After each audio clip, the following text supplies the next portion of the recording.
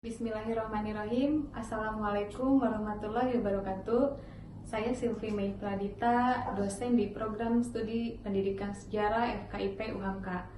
Pada kesempatan kali ini, saya akan berkolaborasi dengan Bapak Yuda Faiz Nugroho selaku guru sejarah di SMA Kartika 81 Jakarta Selatan untuk membuat video pembelajaran sejarah online. Selamat menyaksikan.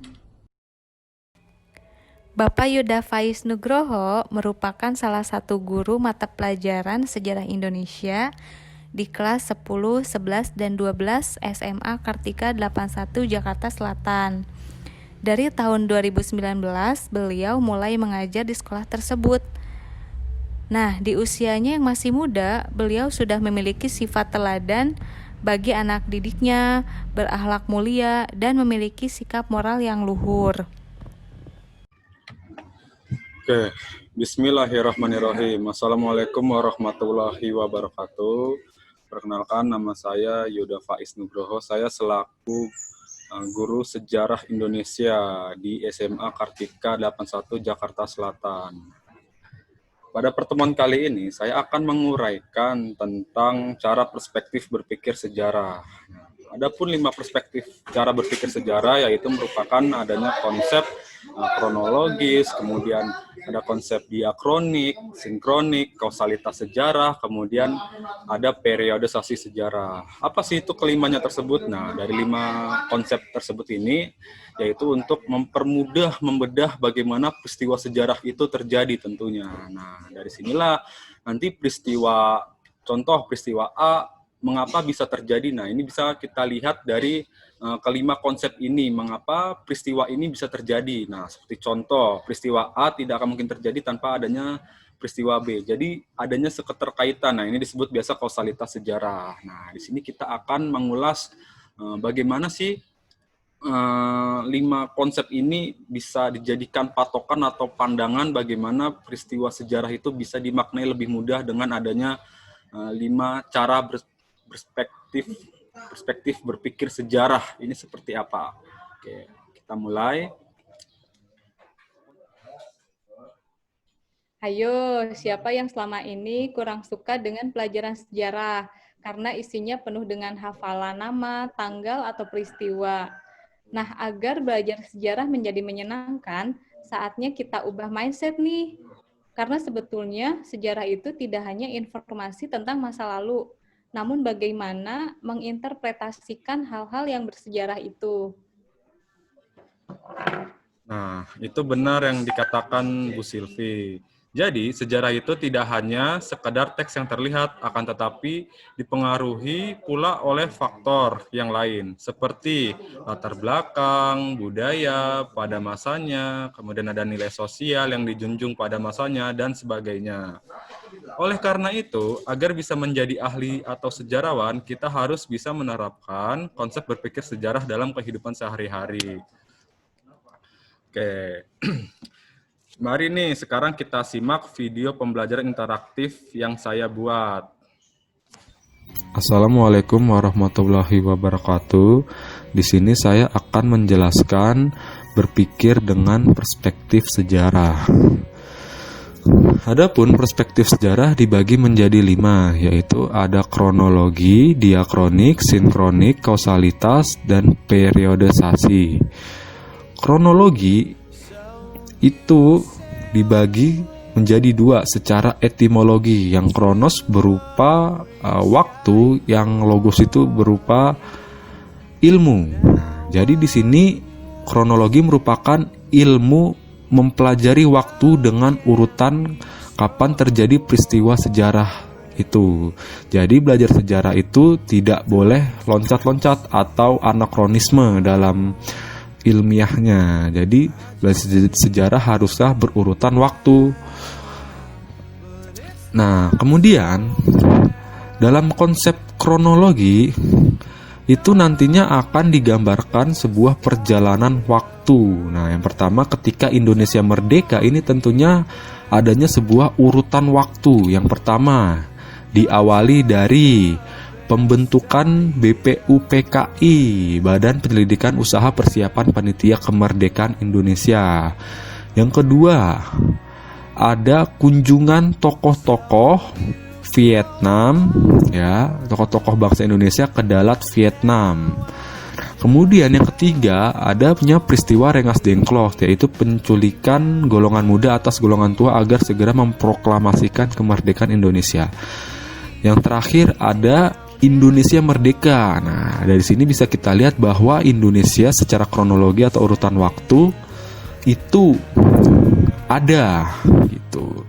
Kemudian dengan demikian kronologi merupakan dalam sejarah berarti urutan waktu dari sejumlah peristiwa atau kejadian. Oleh karena itu, peristiwa sejarah harus disusun berdasarkan urutan waktu kapan peristiwa itu terjadi.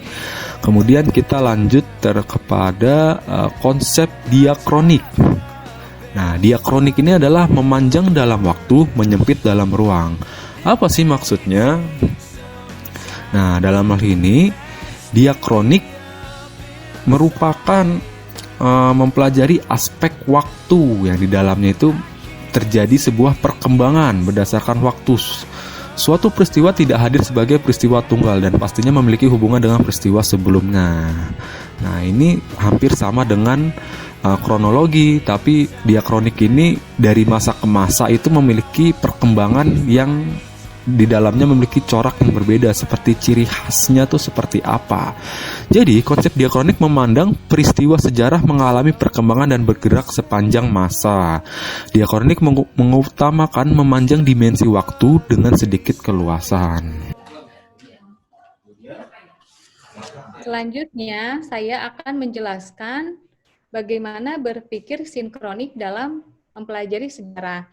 Nah, berpikir sejarah secara sinkronik adalah berpikir yang meluas dalam ruang namun terbatas dalam waktu.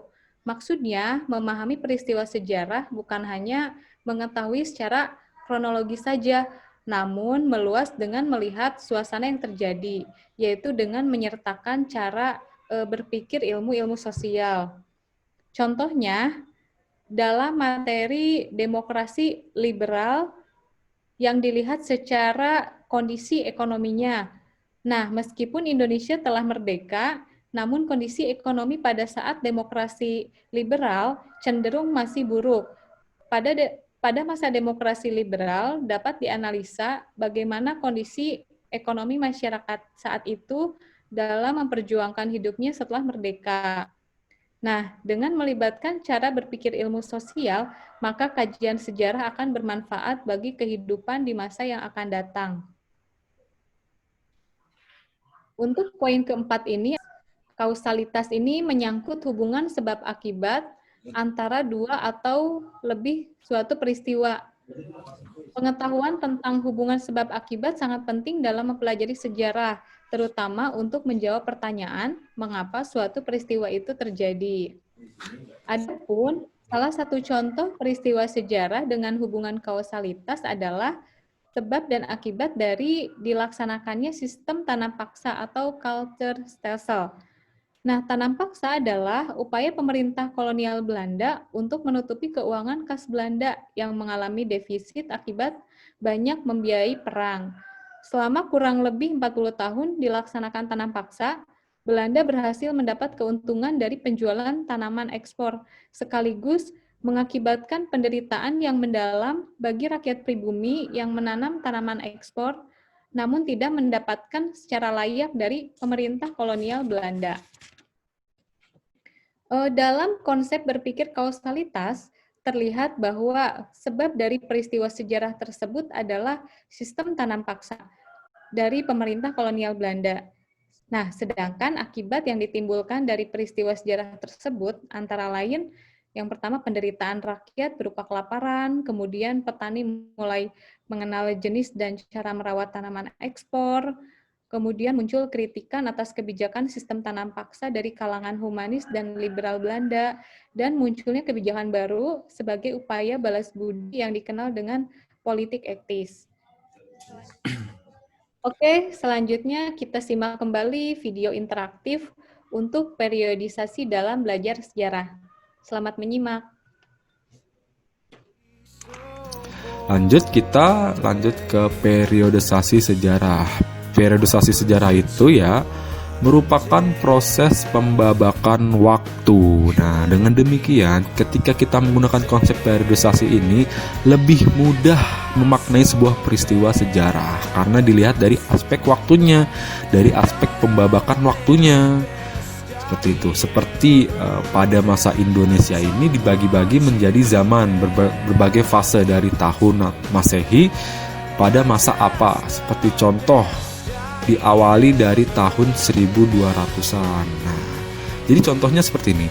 Periodisasi merupakan pembabakan waktu yang diterapkan dalam kajian sejarah. Nah, saya katakan seperti contoh di Indonesia ini menurut bukunya M.C. Reclefs, Sejarah Indonesia Modern, Indonesia dibagi menjadi beberapa fase. Nah, di sini ada contoh periodisasi sejarah menurut M.C. Reclefs yang saya katakan tadi di awal, bahwa di Indonesia ini dibagi-bagi menjadi sebuah babak gitu, dari zaman perebutan hegemoni, kemudian pembentukan negara jajahan, kemudian sampai Indonesia merdeka ini, sampai yang saat ini. Nah, ini dibagi-bagi gitu dari menurut aspek waktunya. Yang pertama ada tahun Masehi, tahun 1200, 1630 sampai 1800, kemudian 1800 sampai 1910, kemudian dilanjut sampai 1942, 1942 sampai 1950, dari 1950 sampai 2008. Nah, yang pertama lahirnya zaman modern, perjuangan merebutkan hegemoni, pembentukan negara jajahan, munculnya konsepsi Indonesia runtuh jajahan, kemudian Indonesia merdeka dari tahun 1950 sampai 2008. Oke, sekian video yang saya jelaskan pada pertemuan kali ini. Dan terima kasih sudah menyaksikan. Wassalamualaikum warahmatullahi wabarakatuh. Dengan demikian, kalian bisa lebih mudah memahami sejarah. Sejarah bukan tidak asal membaca saja, tapi sejarah harus dilandasi dan dikonsepsi. Pondasinya adalah apa?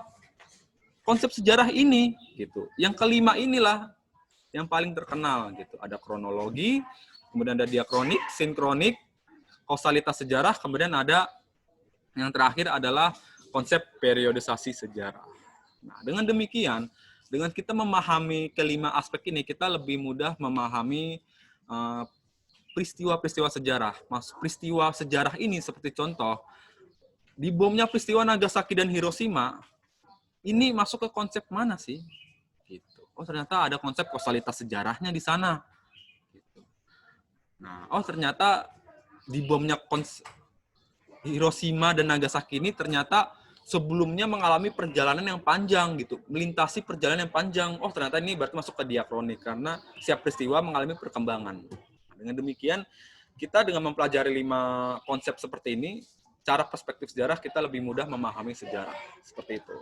Oke, sekian penjelasan dari saya. Sampai sini, semoga penjelasan saya, materi saya bisa bermanfaat untuk kalian semua. Saya akhiri. Wassalamualaikum warahmatullahi wabarakatuh. Sekian yang disampaikan oleh Bu Silvi dengan saya selaku guru mata pelajaran sejarah Indonesia. Jadi bisa kita tarik kesimpulannya bahwa berpikir dengan perspektif sejarah ini merupakan hal yang terpenting ya.